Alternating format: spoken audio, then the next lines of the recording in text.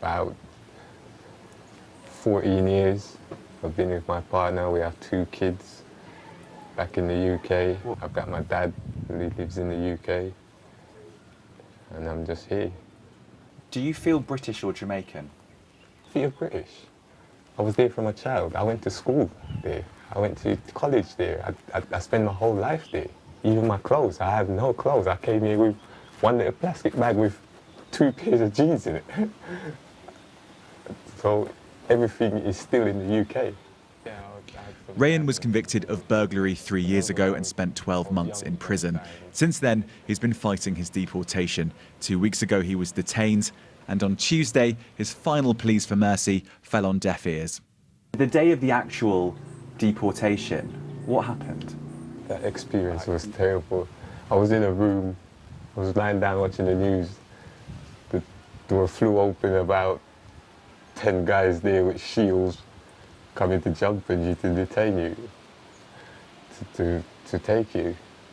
I had to say to them, I'm not resisting, I'm not fighting or anything, it's not necessary. Rayan is registered disabled. He has a bone disease and inflammatory arthritis that causes him severe pain. He says, though, despite numerous requests, he wasn't able to bring his medication. I told them I didn't have the medication. Their response, if you didn't have it on you at the time of being detained, then we cannot give it to you. Even if it's life-threatening, we cannot give it to you without getting reports from GP or doctors. I thought I was going to have a heart attack. I was panicking so much. My heart started getting pain in my chest. I thought I was going to have a heart attack or something. You know, even on the plane, I was crying. My back was killing me in so much pain, I was crying. Some people will say you committed a crime, the government has every right to deport you. I regret what I've done. I hold up my hand and I regret what I've done. I don't think I'm a danger to the public. And going forward, what are you going to do? I don't know what I'm going to do, because there's nothing around here to do. There's no work around here or anything. Even finding somewhere to stay, I don't know how long I can stay here. This is not my house, you know? So even all of that, it's like, where am I going to go from here? Last week, Newsnight reported the leak of a draft review into the Windrush scandal. That review recommended that the government should consider ending all deportation of foreign national offenders where they arrived in the UK as children, say before the age of 13. Alternatively, deportation should only be considered in the most severe cases. The tragedy for Rayan is that if that review were to be implemented as a non-violent offender who arrived in Britain aged 12, it's very unlikely he would have been considered for deportation. Many of Tuesday's deportees are now strung out across Kingston in temporary accommodation supplied to them by a charity. Jamaica may be a holiday destination, but the country has its rough sides. Part of the capital is in a state of emergency, and it has an eye-watering murder rate. It's not a place to be with no money or no support. So this is your new place, right? Basically where I'm staying at the moment, you know, until I at least sort out what I'm going through. Rupert was also on Tuesday's flight and once again has an unmistakably British accent. He says he was released with nothing but the clothes on his back. He has no close family, so he's staying with a charity. So these are the clothes you came onto the flight with? Yeah, these are the clothes I literally came on the flight with. So I've got them washed so I can put them back on today. And whose clothes are these? The person who I'm staying with, because I needed to wash my clothes, so I have to put something on while they're being dried. And those are all the clothes you have? That's just everything. These hanging up? Everything. 1 boxes, 1 pair of socks, a vest, a top and tracksuit bottoms. Rupert says he came to the UK when he was 13. He's now 32. In 2016, he was given a custodial sentence after getting into a fight and attacking another man with a wrench. It's his youngest child's birthday today, and he managed to speak to her on the phone. She says, "Where am I?" Said to her, "Daddy's at college. You know, so when Daddy's finished college, I'll be home. Once I finish college, I won't have to go back to college again." You know, I can't really tell her, yeah, Daddy, I'm not sure if you ever see your dad again, or Daddy's not in the country. She won't know what that means. Tell me how you're feeling at the moment. Numb, hurt, wounded. There's a lot of words to go for, but the one at the moment is just numb. You know, there's no sensation, there's no feeling. It's almost as if someone just took everything about your life from you. You just feel empty. There's no other feeling to put to it, just emptiness, you know. My whole family, wife, partner, kids, mum, brother, sister, niece, nephews, cousins, everyone's abroad. Some people watching this might say, you don't have a British passport, you committed a violent crime, and the British government has every right to deport you. Yeah, that's everyone's entitled to their own opinion. Like I said, I've done my crime, I've served my time. If I was a British child, it would have finished at me serving my time. But because I'm Jamaican, it's like I'm serving my sentence 3 times over. Like, you can't judge someone based off one mistake. Despite the leaked Windrush review, Boris Johnson has made it very clear that he wants these foreign criminals out. But many of the people I've spoken to here don't feel foreign, they feel British.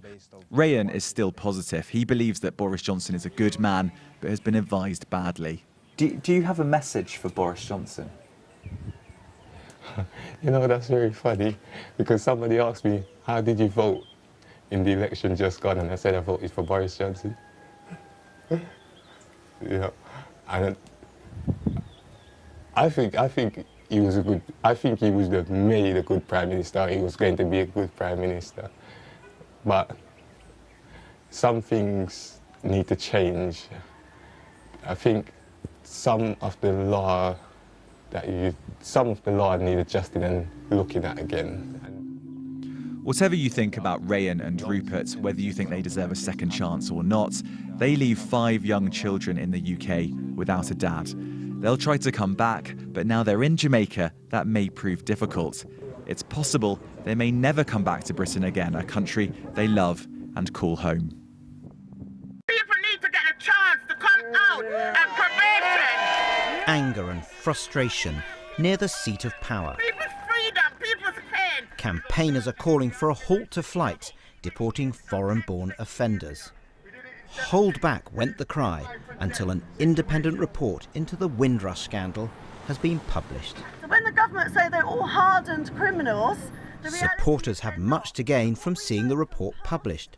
A draft leaked to the Labour MP David Lammy and seen exclusively by Newsnight calls for a scaling back of deportations by exempting anyone who came to the UK as a child. The report says government should review its policy and approach to foreign national offenders, if necessary, through primary legislation. It should consider ending all deportation of FNOs where they arrived in the UK as children, say before age of 13. Alternatively, deportation should only be considered in the most severe cases. Outrage here at the rally to try and stop the deportation flights, and a feeling that if the Windrush report were published, some people would not be put on the flight to Jamaica next week. The government's view is, we are talking about offenders here. Mr. Speaker, I think the whole House will understand that the people of this country will think it right to send back foreign national offenders. One mother of such an offender, due to be deported to Jamaica next week, says her son would be allowed to stay if the recommendations in the Windrush report were implemented. my son come here when he's 5, so why is it he's in this category then? I think he should be given a chance. Yeah? If you don't give him a chance to rehabilitate himself, how can he learn? If I already made his mistake, he apologized for it, he move on. So I don't think they're helping him enough neither, and they're not. He needs a chance. All he needs is just a chance. Carleen Angus says her son Taj Thompson, seen here at primary school, was convicted as a teenager for possessing Class A drugs with intent to supply. She believes that falls below the sort of severe case cited in the draft report. I think they should deport the most seriously offences. Yes, that's correct. I think so. But you would say that your son's offence was not in that category? No, he didn't kill anyone. He made a stupid mistake, 17 plus 18. When you're 17 plus 18, yes, you were classed as an adult, but at the end of the day, a lot of 17, 18-year-olds don't know what they're doing. Maybe company, this, whatever. And it's not a bad child. Against the deportation charter flight. Tonight, Labour is raising concerns. This draft report is very embarrassing and shaming for the government. Campaigners have said for years that it's unfair to deport people who came here as children and really don't know any other country. And now this report confirms that. We will be pressing the government to release this report as soon as possible. You shouldn't be deporting people who have never known another country. The Home Office told Newsnight it does not comment on leaks. A spokesperson said the planned charter flight to Jamaica is specifically for removing foreign criminals. Those detained for removal include people convicted of manslaughter, rape, violent crime and dealing Class A drugs. And we have to fight for Fury on the streets days before the next deportation flight. For now, the government is not budging. Nick Watt there. So joining us now is the Labour MP David Lammy, who's spoken out previously about the Windrush scandal. Also Glenda Caesar, a victim of the Windrush scandal, who as a campaigner is now part of the Windrush coalition. And Stephen Wolfe, who founded the Centre for Migration and Economic Prosperity and was an MEP until last year, representing UKIP initially and then an independent. He's joining us from Bangor via Skype. Welcome to all of you. We did ask to speak to the Home Office tonight to see if we could get a minister to come on, but nobody was available. Look, David Lammy, let's start with you. There's a short fuse on this, isn't there, with the plane about to go on Tuesday. Do you think it will leave? I think it's extraordinary that it's even happening. After the Windrush scandal broke 2 years ago, Theresa May said she would suspend all flights, all deportation flights to the Caribbean. And this flight effectively represents the starting up of that process once again, even though we do not know the detail of the review as to why this happened in the first place. And so it's very likely... There was a flight in February, wasn't there? There was one flight in February, but very likely there are people who the government are claiming are foreign nationals, but are in fact entitled to remain in this country because their parents were British or they were British. And certainly it's the case, and I spoke to a young man today who came here at the age of 5. We should not be deporting children in this way. Stephen Wolfe, do you think the plane should take off on Tuesday? Absolutely. It's a principle under international law that where you have criminals of a foreign nationality who have committed a serious crime, and let's be very clear here, David, rape... Oh, we're losing that Skype. Let's just see if that comes back up. Is very serious offences. And so it would be quite right and proper to exclude those people from this country so they do not commit further harm to the individuals of this nation or to anybody else. And what we should be looking at here is not the concerns of those who've committed these heinous offences. Why are we not concerned about the victims of these criminals? David, we had Stephen break up for a moment there, but I think you got the gist of it. I know. I mean, whatever the circumstances of this, of these individuals, would you agree that all of them have been convicted of serious crime? Well, look, let's be clear. There's a guy who's about to be deported who did 2 months for GBH. The young man I spoke to was groomed. We talk a lot on this show and others about county lines. He was groomed into selling drugs. He got 15 months for selling for those drugs. He was let out in 2015 and he's about to be deported in 2020. If that is not cruel and unusual punishment, I don't know what is. And that's notwithstanding the scandal that was deporting 164 people from the Caribbean who did nothing wrong and were entitled to remain in this country. One last point. We stopped deporting criminals to Australia in 1868. Why have we started doing it through the back door in this way? That's the question. Glenda, does this have echoes of the Windrush, the original Windrush affair to you, or do you see this differently? I mean, a lot of these people are younger people, aren't they, who've got involved in crime? they are still British citizens. There are some of them who are British citizens, and the law of the country is that we should be rehabilitating them. I can understand Their right to remain, though. That's right. But not British citizens as such. Well, is that right, David? This is exactly repeating itself, because this is what happened last time, where we were classed as non-British, and then later along the line they found out that we were British. Myself, it happened to me, it happened to my son. He was on the verge of being deported, even though he was born in this country, and they were ready to deport him. They're doing the same thing again. Some of these people are children who the only place that they know is England, and they're being sent to somewhere they have no knowledge of. Stephen Wolfe, let's pick up on Glenda's point there, which is about this category of people who came here when they were under 13. It is their culture, isn't it, in a way that someone who came here in their 30s or 40s could much more easily reintegrate into Jamaica or wherever else they were being deported to. Well, there are two specific points here. First of all is whether somebody is actually somebody who is not a British citizen.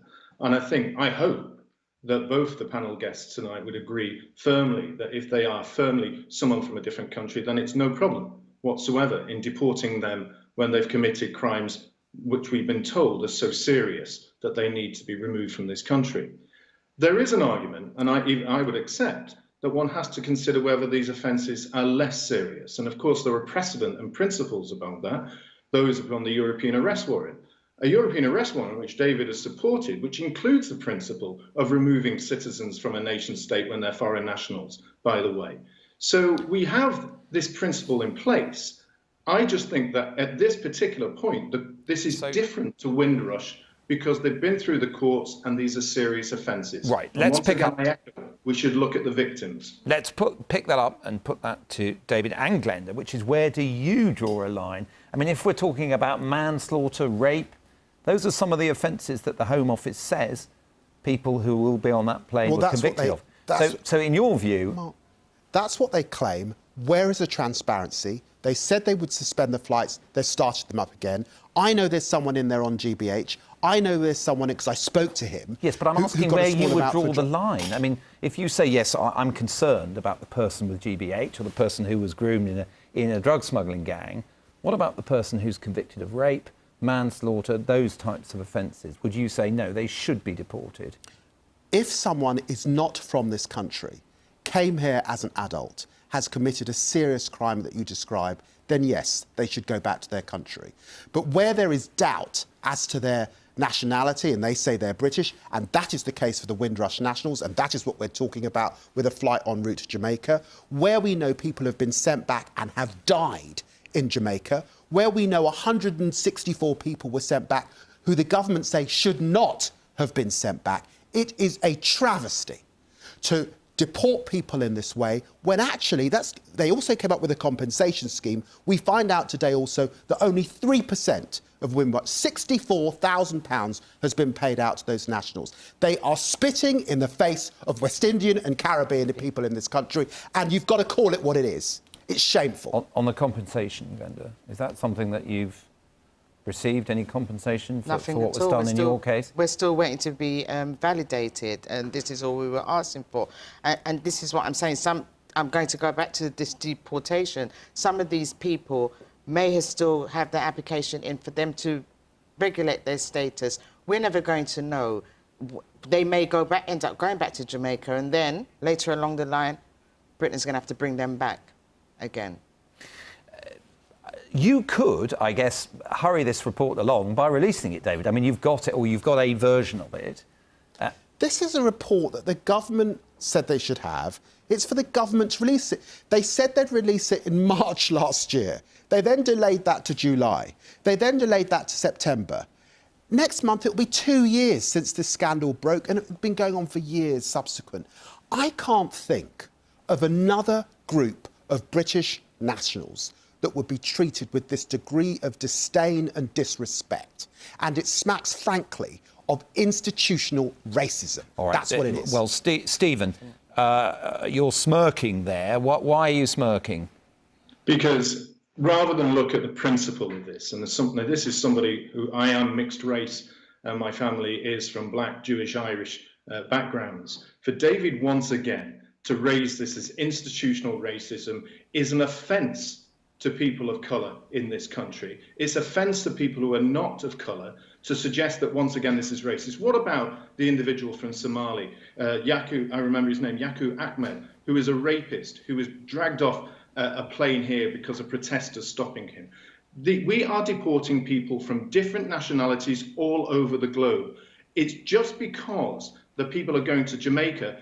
David is using this as an issue of race, not as the principle of criminality and whether we should be deporting people. And for that, he should be ashamed for once again trying to drag this country down into a situation it's not. We are not a racist country, we are a principled country. Is there a political risk for you in aligning this so closely with the Windrush cause, where there is enormous public sympathy, because we are talking about convicted offenders? Mark, I can only repeat that 164 people, according to the government, were wrongly detained and deported to Jamaica. That's their analysis of what happened in Windrush. And that is why this is such a scandal. And that's why we're having this debate about this plane about to leave on Tuesday with very little transparency. And I might say too, those inside have not even been able to contact their lawyers because the phone masts have not been able to work. That is not due process. That is not the country that we should be proud of.